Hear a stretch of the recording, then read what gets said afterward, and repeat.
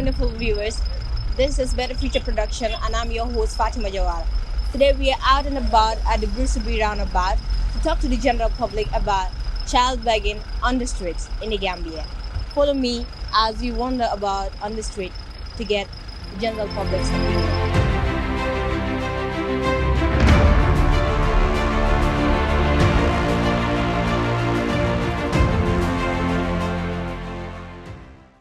Now joni men ala jawdi men ala ko wallito My dad is sick.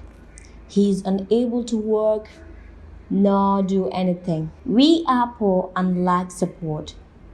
I have no elder brother or sister. I do begging for a living.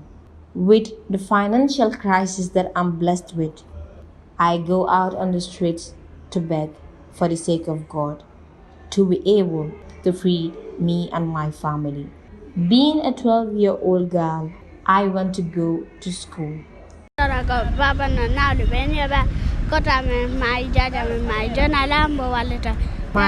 elder brother and sister died, and my mother recently had a miscarriage and unable to get help. I am 8 years old.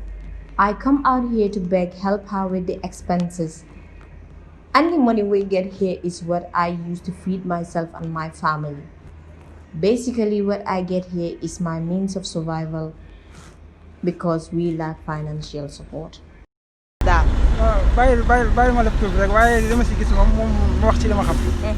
way others are begging, we see that there are no physical conditions attached. Young children should not be allowed begging in the streets. They have to believe in themselves.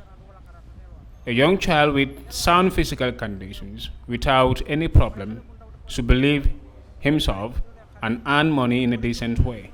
That's the future for any child. This generation where you have no future without going to school or neither going to work, doing nothing is a total backwardness.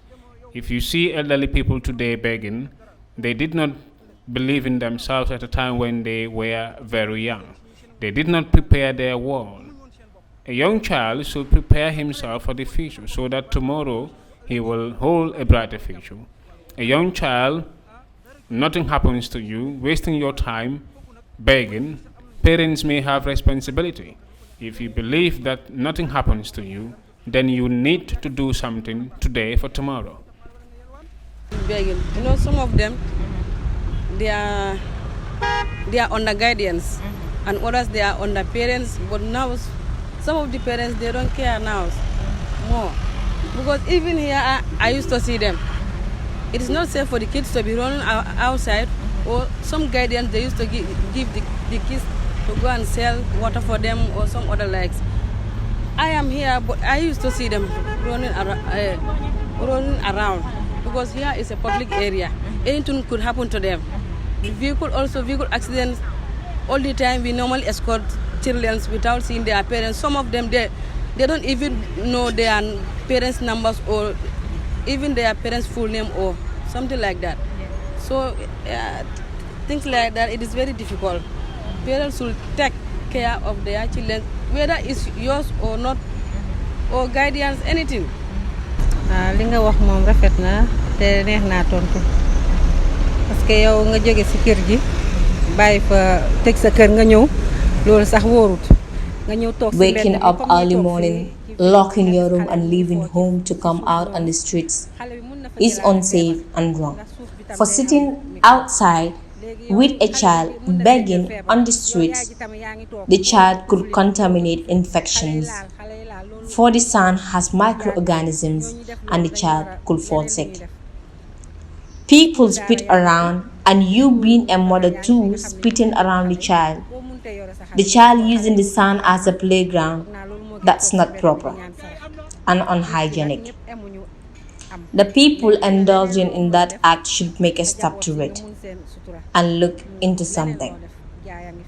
Madrasas, English schools and boarding schools are here, where children go to and learn. For learning is better than idling on the streets begging.